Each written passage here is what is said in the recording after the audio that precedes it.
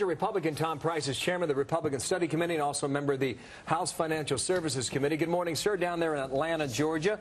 What's wrong with what the White House is trying to do? We all know what the carnage in the economy that was left on the floor over the past 2 years. Why not crack down? Well, I think there's a lot of suspicion on the part of the American people in a government that now owns automobile companies and has passed a law to take over the healthcare sector. What are they going to do in the financial sector? And the bill that's on the table, the one that the president apparently supports, would continue the bailout mentality, does nothing to rein in Fannie and Freddie, which really were a lot of the problem in the housing market especially, and increases the regulatory oppression as opposed to making it more flexible and nimble and allowing the economy to work. So we believe that there ought to be appropriate reform, but we believe it ought to unleash the wonder and the beauty and the awe and the genius of the American economy as opposed to having the government control every aspect. Let me get back to that point in a moment, but backtrack a little bit. If this were 2006 and what the Democrats are proposing right now were on the table, let's say it was the law of the land. So what would happen with Lehman Brothers? What would happen with the Bear Stearns? Would we have avoided this mess?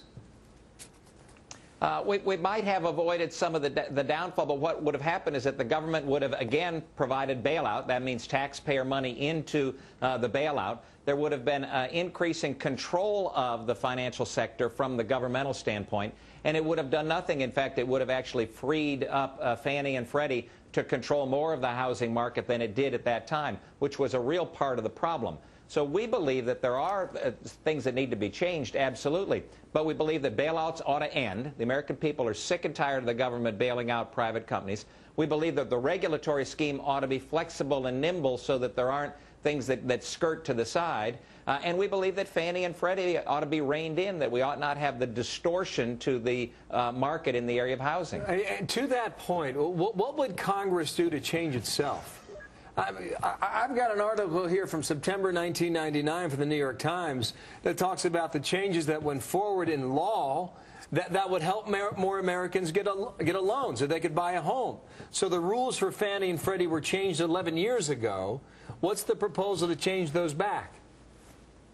Well, what needs to happen, frankly, is that the portfolio, the amount of money that Fannie and Freddie are able to back, needs to be decreased so that we don't have the taxpayer backing up these mortgages that, frankly, many of which ought not have been provided. But right and now, currently many of them ought not. At the moment, we're on the hook for trillions of dollars, right, with Fannie and Freddie as a backup.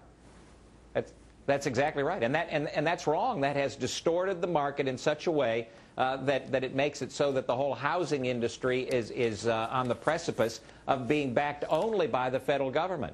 And that's what the bill that's before us right now, the Dodd bill, the President's bill, whatever you want to call it, would in fact ensure, is that a continuation of the bailout mentality and the federal government being involved in actually every aspect of the purchase of a home.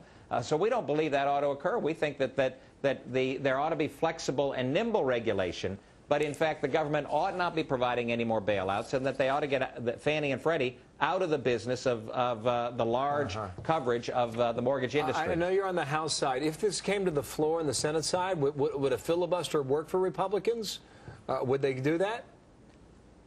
I think what will work for Republicans, because it'll work for Americans, is for us to say, look, the government is involved in very instrumental ways, in very specific ways in the lives of the American people, in ways that none of us ever imagined. So whether it's buying automobile companies, whether it's bailing out banks, whether it's controlling the healthcare arena, or whether it's controlling the financial sector, none of us ever dreamed that the federal government would be involved to that degree. And the American people want it stopped. That's why you sense the anger and the concern across this land. Just one more thing here. Robert Gibbs over the weekend suggested that they want this done by Memorial Weekend, which would be the last weekend in May.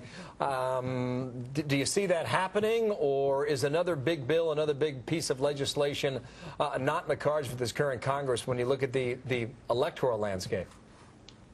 Well, it really depends, again, as in healthcare, whether the Democrats want to represent their leadership or whether they want to represent their constituents. If they represent their constituents are screaming at them to stop the madness, stop the government intrusion into our lives in so many ways that make it so that they don't recognize the federal government and they don't recognize their nation. All right, and that's what they want stopped. We're watching this thing shape up, and we'll see whether or not there's a battle in the weeks ahead. Tom Price, thank you, out of Georgia today. Thanks, Bill. You bet.